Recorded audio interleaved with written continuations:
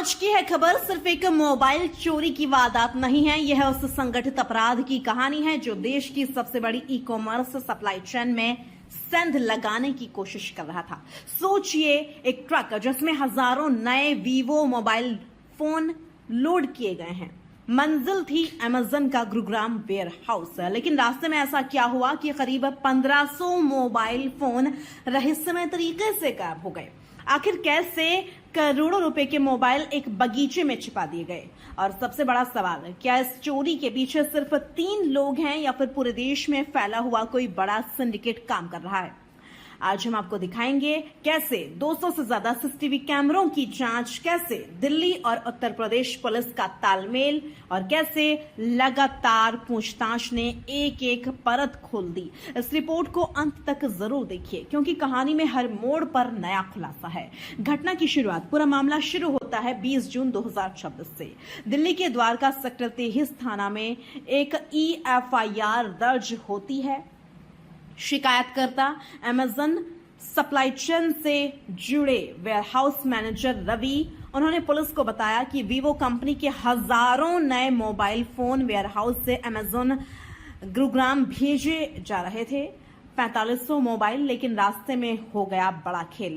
जांच में पता चला कि ट्रक में कुल 4500 brand new Vivo mobile phone load किए गए थे। इनकी डिलीवरी अमेज़न के गुरुग्राम हब पर होनी थी, लेकिन रास्ते में जो हुआ उसने पुलिस को भी हैरान कर दिया।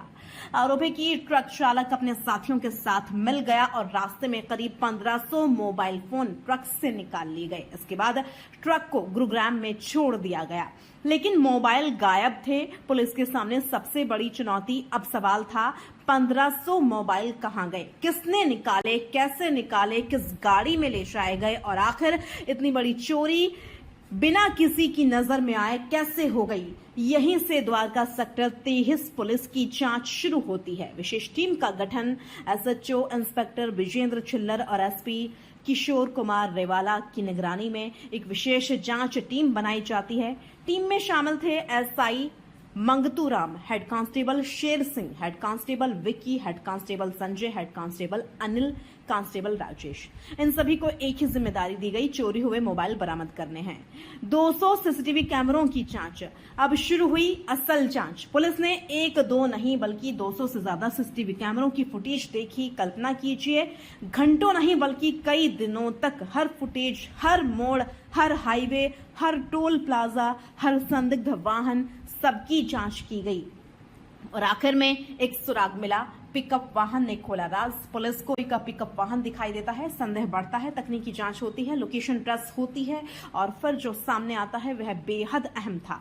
यूपी पुलिस पहले ही कर चुकी थी कार्रवाई। जांच में पता चला कि उत्तर प्रदेश के ज्ञान पार्क थाना ने पहले ही इसी पिकअप वाहन को बरामद कर लिया था। सिर्फ गाड़ी ही नहीं, उसमें से चोरी हुए कुछ मोबाइल फोन भी मिले थे।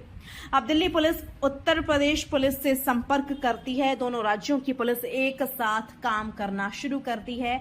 3 आरोपी गिरफ्तार। इसके बाद दिल्ली पुलिस ने प्रोटेक्शन वारंट लेकर 3 आरोपियों से पूछताछ की। इनके नाम है पंकज उर्फ धीरेन्द्र, जिला एटा उत्तर प्रदेश, आनंद उर्फ प्रदेश, जिला एटा और मोहित उर्फ पुंडीर, जिला हाथरस। तीनों को औपचारिक रूप से गिरफ्तार किया गया। पूछताछ में सबसे बड़ा खुलासा अब शुरू होती है। पूछताछ, लगातार पूछताछ, तकनीकी सबूत, लोकेशन, मोबाइल डेटा और आखिर आरोपियों ने एक ऐसा राज खोला जिसने पुलिस को सीधे उत्तर प्रदेश के बुलंदशहर जिले के बीगेपुर गांव पहुंचा दिया। बगीचे में छिपे थे करोड़ों के मोबाइल। जी हां, आपने सही सुना, किसी गोदाम में नहीं, किसी दुकान में नहीं, बल्कि एक बगीचे में। पुलिस ने बीगेपुर गांव स्थित एक बगीचे में छापा मारा और वहां मिट्टी, झाड़ियों और दूसरी चीजों के बीच छिपा कर रखे गए थे 604 बिल्कुल नए वीवो मोबाइल फोन। इनकी अनुमानित कीमत करीब 1,50,00,000 रुपए। बरामदगी बनी बड़ी सफलता। पुलिस का कहना है कि पुलिस कस्टडी रिमांड के दौरान 604 मोबाइल फोन की बरामदगी पूरे केस की सबसे बड़ी सफलता है। यह साबित करता है कि लगातार पूछताछ, राज्यों के बीच तालमेल और तकनीकी जांच किस तरह बड़े अपराधों का खुलासा कर सकती है। कैसे करता था गैंग काम? पुलिस जांच के मुताबिक यह कोई पहली वारदात नहीं है। यह गैंग विशेष रूप से महंगे इलेक्ट्रॉनिक सामानों को निशाना बनाता था। इनका तरीका बेहद सुनियोजित था। पहले सप्लाई चेन की जानकारी जुटाना, फिर ट्रांजिट में चल रहे वाहन को निशाना बनाना, उसके बाद रास्ते में महंगा सामान निकाल लेना और फिर उसे अपने नेटवर्क के जरिए बेचना। यानी सिर्फ चोरी नहीं बल्कि पूरी सप्लाई चेन पर हमला। पहले भी दर्ज है मामले। जांच में यह भी सामने आया कि गिरफ्तार आरोपी पहले भी मोबाइल फोन की खेप चोरी और गबन जैसे मामलों में विभिन्न राज्यों में शामिल रहे हैं। यानी ये पेशेवर अपराधी हैं। अभी बाकी है बड़ा नेटवर्क। पुलिस का कहना है कि 3 आरोपी तो पकड़े गए हैं, लेकिन जांच अभी जारी है। पूछताछ में गैंग के अन्य सदस्यों की जानकारी भी मिली है। संभावना है कि आने वाले दिनों में और गिरफ्तारियां होंगी। साथ ही बाकी चोर करीब 900 मोबाइल फोन बरामद करने की कोशिश जारी है। क्या सीख मिलती है? यह मामला सिर्फ चोरी का नहीं, यह logistics, e commerce, supply chain और साइबर तकनीकी निगरानी सभी के लिए एक बड़ी चेतावनी है। जब करोड़ों रुपए का सामान रास्ते में गायब हो सकता है तो कंपनियों को GPS, real time tracking, double verification, driver background check और एआई आधारित मॉनिटरिंग को और मजबूत करना होगा। फिलहाल दिल्ली पुलिस की कार्रवाई से करीब 1.5 करोड़ रुपए के 604 मोबाइल फोन बरामद किए गए हैं।